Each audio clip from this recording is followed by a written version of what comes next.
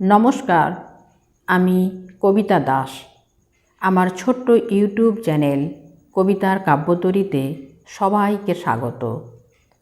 আজ আমি একটু অন্য রকম জিনিস উপস্থাপনা করব। একটা কবিতার বইয়ের বিষয়বস্তু ও তার পর্যালোচনা এবং সেই বই থেকে আবৃত্তি পরিবেশনা। এই বছর কলকাতা আন্তর্জাতিক বইমেলা থেকে লিটল ম্যাগাজিন স্টল থেকে একটি কবিতার বই, কবি সুস্মিতা চক্রবর্তীর লেখা একটি কবিতার বই ছায়াপথের নক্ষত্ররা আমি ক্রয় করি।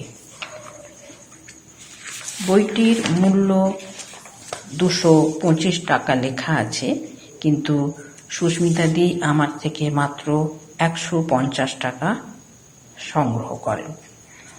সেই সঙ্গে সুস্মিতাদির হাতের তৈরি চা ফ্লাক্স থেকে ঢেলে আমাকে খেতে দেন। এটা সুস্মিতাদির নিজস্ব একটা প্যাটার্ন, মানে যারা পরিচিত কেউ আসলেই তাকে চা খাওয়ানো। বইটি রং মিলান্তি প্রকাশনী থেকে প্রকাশিত। বইটির প্রচ্ছদ খুব সুন্দর, বইটির পাতা এবং প্রিন্টিং খুব সুন্দর। পাতা সংখ্যা মাত্র 63 পাতার কোয়ালিটি খুব সুন্দর, বেশ মোটা মোটা, পাতলা না।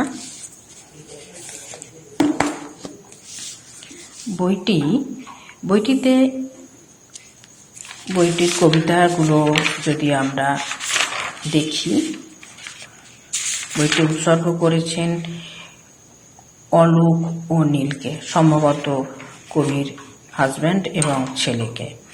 বইটির সূচিপত্রে যে কবিতাগুলো দেখতে পাচ্ছি আমরা, সেগুলো বেশিরভাগই পৌরাণিক চরিত্র। কিছু কবিতা আবার নিজের অনুভূতির প্রকাশও আছে।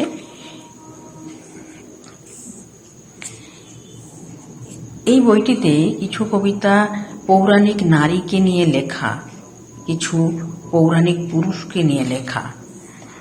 রামায়ণ মহাভারতের সেই সব চরিত্ররা তখন হয়তো সেই সব কথা বলতে চেয়েও বলতে পারেননি। সেই কথাগুলোই কবি নিজের মনের মাধুরী মিশিয়ে মৌলিকভাবে প্রকাশ করেছেন। কিছু কবিতা আছে প্রতিবাদে, কিছু কবিতা সমাজে ঘটে যাওয়া ঘটনার পরিপ্রেক্ষিতে লেখা। যেমন প্রথম কবিতাটা উর্মিলা নিদ্রা, আমি অঙ্গরাজ পত্নী, দেবিকা ধর্মরাজ পত্নী, উলুপির কথা, বনচারিণী পাণ্ডবাণী, মণিপুর রাজদুহিতা চিত্রাঙ্গদা, গোপবালিকা সুভদ্রা, পাঞ্চালী, এই সব কবিতাগুলি পৌরাণিক নারী চরিত্রদের নিয়ে লেখা। তাদের জীবনের হাহাকার, তাদের জীবনে না বলতে পারা কথা নিয়ে কবি সুস্মিতা চক্রবর্তী ভীষণ সুন্দরভাবে, হৃদয়স্পর্শীভাবে প্রকাশ করেছেন। আবার কিছু চরিত্র আছে, ভীষ্ম কথা বলে যে কবিতাগুলি লিখেছেন, সেগুলো পৌরাণিক পুরুষ চরিত্র নিয়ে লেখা।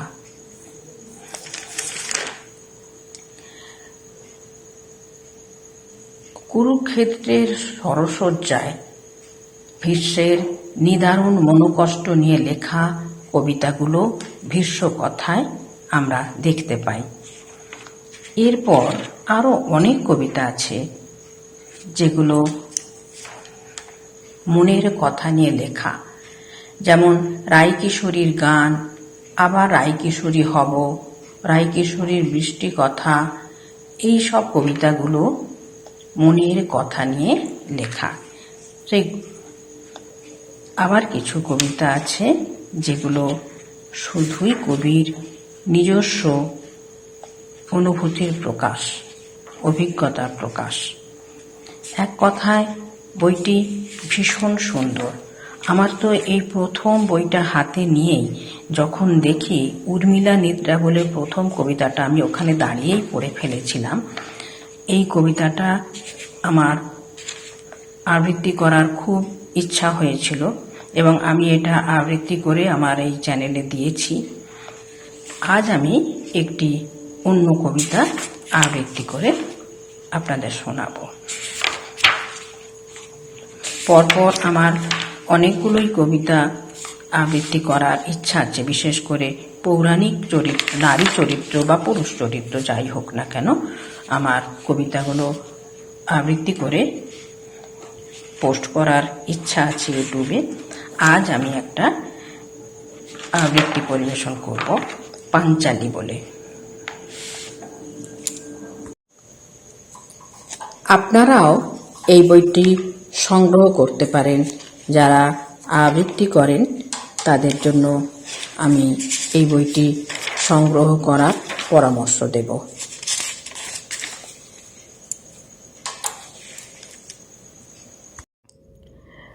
পাঞ্চালী, কবি সুস্মিতা চক্রবর্তী। পাঞ্চালী আমি, দ্রুপদ কন্যা, নাথবতী অনাথবৎ। দ্রুপদের অনার্যা উপপত্নীর গর্ভজাতা এক কৃষ্ণা কন্যা। পিতা নিজের গোপন পাপ ঢাকতে আমাকে যজ্ঞাগ্নে সম্ভূতা কন্যা বলে দিলেন। আমাকে পাওয়ার লোভ ছিল অশীতিপর জরাসন্ধ থেকে কুরু রাজকুমার দুর্যোধন, কিংবা দুই স্ত্রীর স্বামী অঙ্গরাজ কর্ণের। শেষ পর্যন্ত আমাকে জয় করেছিলেন কপর্দকহীন তৃতীয় পাণ্ডব। আমার বদনাম হলো আমি অঙ্গরাজকে প্রত্যাখ্যান করেছি তিনি সূতপুত্র বলে। ভদ্র মহোদয়গণ, তিনি তো রাজা, আমি তো গরিব ব্রাহ্মণকে বরমাল্য দিয়েছিলাম। আমার কোনো ক্ষমতা ছিল স্বয়ংবর সভায় প্রত্যাখ্যান করার? আর তাহলে মহামান্য কুরু রাজপুত্র তখন যুদ্ধ ঘোষণা করেননি কেন? আসলে মেয়েদের দোষী করা আপনাদের সমাজের দোষ। আর এই দেখুন না, আমার 5 স্বামীর সামনে আমাকে চুলের মুঠি ধরে রাজসভায় টেনে আনলো। আমার কোনো স্বামী প্রতিবাদ করেছিলেন? কেউ না, একমাত্র ভীমসেন। হ্যাঁ, একমাত্র ভীমসেন তার ক্রোধ প্রকাশ করেছিলেন। এনারা কেউ আমাকে ভালোবাসেননি, ভোগ করেছেন। বিনিময়ে আমাকে পাট রানী করেছেন। তৃতীয় পাণ্ডব আমাকে জয় করেছিলেন, কিন্তু তিনি আমার থাকলেন কোথায়? আমি ছাড়াও তার তো আরও 3টে স্ত্রী। আমার 5টি ছেলেকে রাতের অন্ধকারে হত্যা করেছিলেন অশ্বত্থামা। তাদের বাবারা চুপচাপ হজম করেছিলেন। আমি সারা জীবন বঞ্চিত থেকে গেলাম। না পেলাম মনের মতো স্বামী, না পেলাম সম্মান, আর শেষে পুত্রহীন জীবন। এক শুকিয়ে যাওয়া নিষ্পত্র গাছের মতো আমার জীবন।